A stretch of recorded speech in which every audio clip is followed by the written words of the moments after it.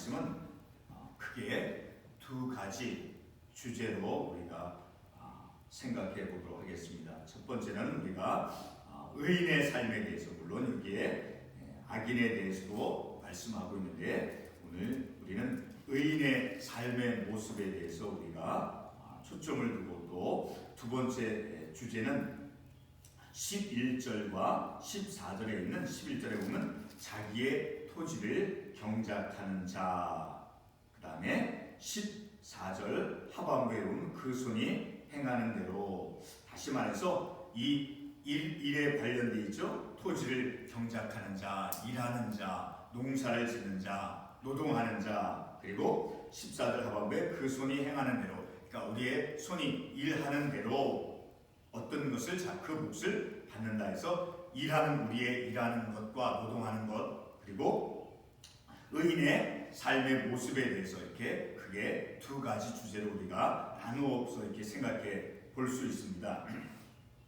자, 그런데 오늘 우리가 읽은 이 본문의 말씀에서 의인이라고 하는 그 사람이 어떤 사람인가 하는 것을 우리가 먼저 이렇게 살펴보아야 되겠습니다. 그것을 우리는 구약의 말씀에서 의인의 모습을 어떻게 말씀에서 우리에게 가르쳐주고 있는가, 그리고 또 신약의 말씀에서 어떻게 의인의 삶의 모습을 우리에게 말씀해주고 있는가 하는 것을 두 가지 부분을 우리가 함께 먼저 살펴보고 본문의 말씀을 우리가 함께 계속해서 나누어 보겠습니다. 자, 먼저 그럼 우리 구약에 있는 말씀 가운데서 특별히 시편 1편 2절과 3절에 있는 그 말씀을 통해서 의인의 모습이, 의인이 어떠한 사람인가 라는 것을 우리가 한번 찾아가 보겠습니다. 시편 1편 2절로 3절의 말씀을 보게 되면, 시편 1편 2절에 보면 오직 여호와의 율법을 즐거워하여 그의 율법을 주야로 묵상하는 자로다. 자, 그런데 그 주야로 묵상하는 자가 먼저 1절에서 보면 복 있는 사람은 이렇게 말씀을 시작하고 있죠.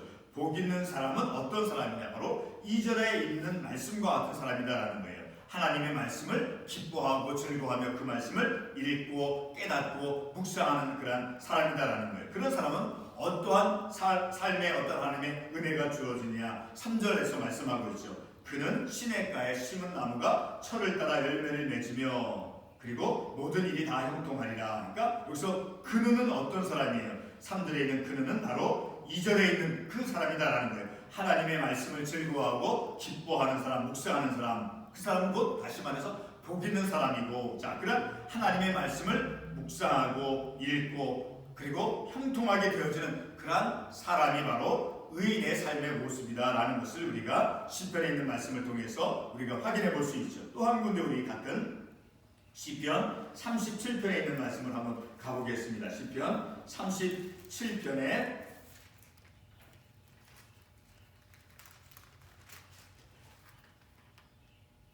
시편 37편 30절과 31절의 말씀을 보면 의인의 입은 지혜로우며 그의 혀는 정의를 말하며 그의 마음에는 하나님의 법이 있으니 그의 걸음은 실족함이 없으려다. 그래서 31절 그의 마음에는 누구의 마음인 거예요? 바로 30절에 있는 사람의 마음이다라는 거예요.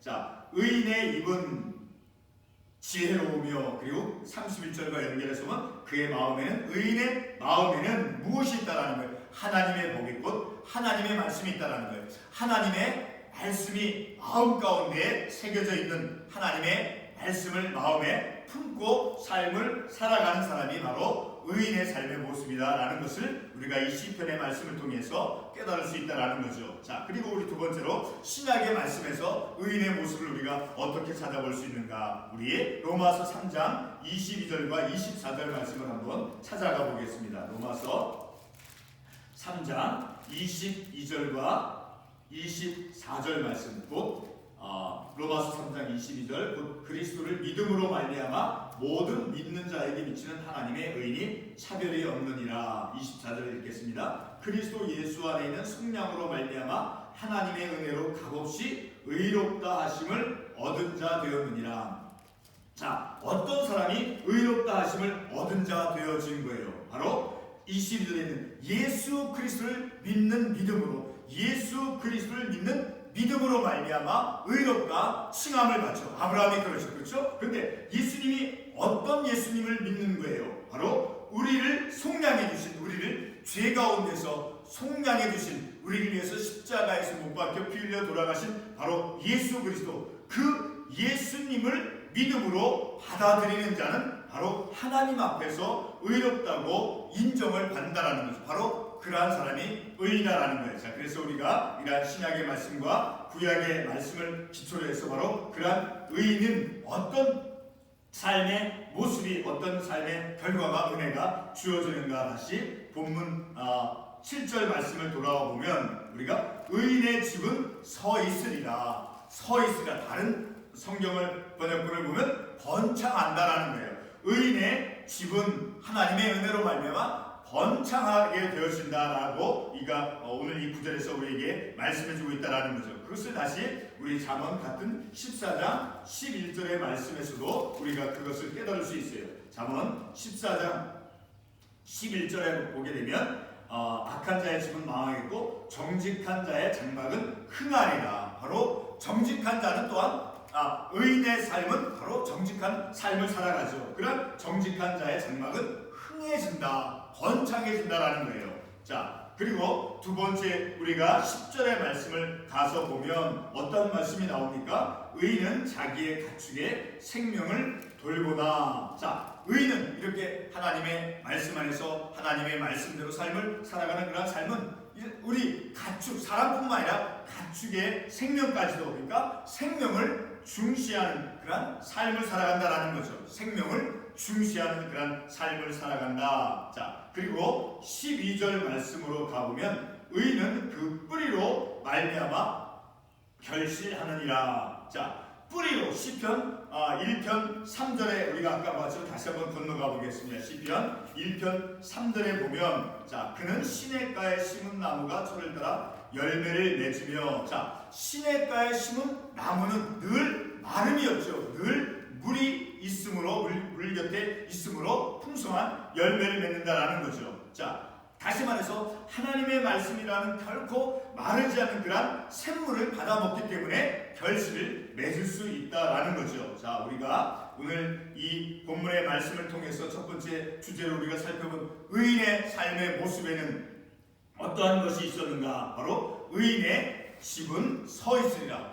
번창한다라는 거예요. 번영한다라는 거예요. 그리고 또 한 가지, 의인의 삶은 생명을 중시하는 그런 삶을 살아간다라는 것을 우리가 말씀을 통해서 교훈을 받을 수 있다라는 거죠. 그리고 13절 우리 하반부에 보면 의인은 환난에서 벗어나느니라. 어떤 환난과 역경과 어려움에 직면한다 할지라도 하나님께서 그 어려움 가운데서 그 어려움을 이겨낼 수 있도록 하나님께서 인도해 주신다라는 거예요. 피할 길을 열어주신다라는 거죠. 자, 오늘 우리가 이러한 말씀을 통해서 의인의 삶, 하나님께서 우리를 늘 말씀 가운데로 이끌어 주시고 말씀 가운데로 인도해 주셔서 그 말씀대로 삶을 살아가는 그런 삶을 통해서 우리의 내면적인 믿음의 삶 속에서 그 내면적인 믿음의 삶뿐만 아니라 우리의 장막, 우리의 가정, 우리의 삶에서 하나님의 어떤 그런 풍성한 은혜를, 뿌리를 내려서 결실을 맺게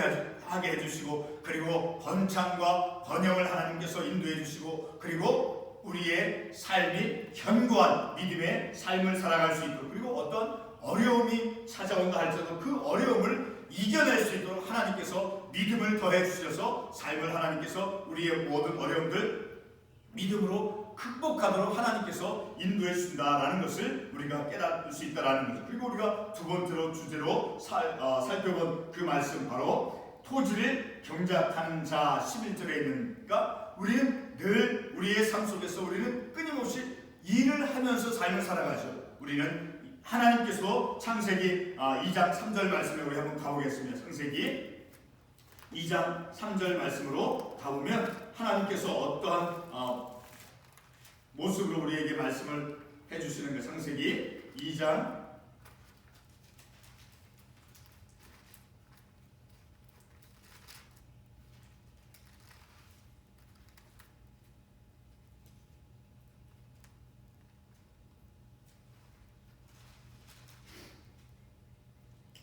3절 한번 읽어보겠습니다. 하나님이 일곱째 날을 복되게 하사 거룩하게 하셨으니 이는 하나님이 창조하시던 모든 일을 마치시고 그날에 안식하셨음이라. 자, 2절에서도 보면 하반부에 그가 하시던 모든 일을 그치고 일곱째 날에 안식하시니라. 바로 하나님께서도 일하시고 안식하셨다, 쉬셨다. 자, 이런 것을 통해서 볼 때 일이라고 하는 것은 신성한 것인 거예요. 우리가 노동을 하고 수고하고 땀을 흘리는 것, 그것은 신성하다는 것을 우리가 말씀을 통해서 알 수 있게 된다는 거죠. 자, 우리가 이러한 말씀을 통해서 교훈을 받는 것은 우리의 믿음의 삶은 하나님의 말씀대로 우리가 삶을 살아가는 그런 영적인 믿음의 삶과 동시에 또 우리의 육신적인 삶에서는 늘 우리가 끊임없이 일하며 수고하며 땀 흘리며 노동을 하는 것이죠. 자, 그렇게 우리의 육신적인 삶과 또 우리의 내면적인 영적인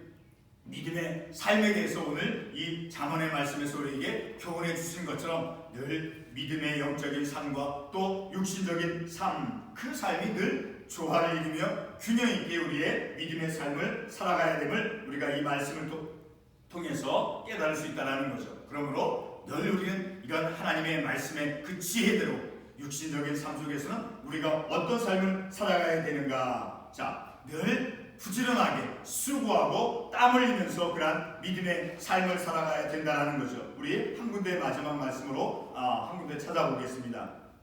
같은 잠언 12장 27절의 말씀을 한번 찾아가 보겠습니다. 잠언 아까 읽었던 읽진 않았죠? 12장 27절 본문에 27절 말씀 같이 한번 읽어보겠습니다. 하반부만 보겠습니다. 사람의 부귀는 부지런한 것이니. 자, 부지런함을 통해서 우리의 부귀가 찾아온다라는, 부귀가 주어진다라는 거예요. 부지런함 속에서. 그리고 같은 13장 잠언 13장 23절의 말씀을 한번 가보겠습니다. 잠언 13장 23절 말씀. 가난한 자는 밭을 경작함으로 양식이 많아지거니와. 가난하다 할지라도 그 수고하고 일을 할 때 밭에서 땅에서 흙에서 일을 함을 통해서 양식이 주어진다라는 거예요. 일하는 자에게 수고하고 땀 흘리고 일하는 자에게 양식이 주어진다라는 것을 우리가 이 말씀을 통해서 깨닫는다라는 거죠. 그러므로 늘 우리는 이 말씀을 통해서 우리의 삶 속에서 영적인 믿음의 삶과 그리고 우리의 육신적인 삶이 늘 균형과 조화를 이루면서 이렇게 하나님께서 말씀을 통해서 우리에게 가르쳐 주시는 대로 우리의 믿음을 살아가야 됨을 우리가 말씀을 통해서 교훈을 얻습니다. 함께 기도하겠습니다.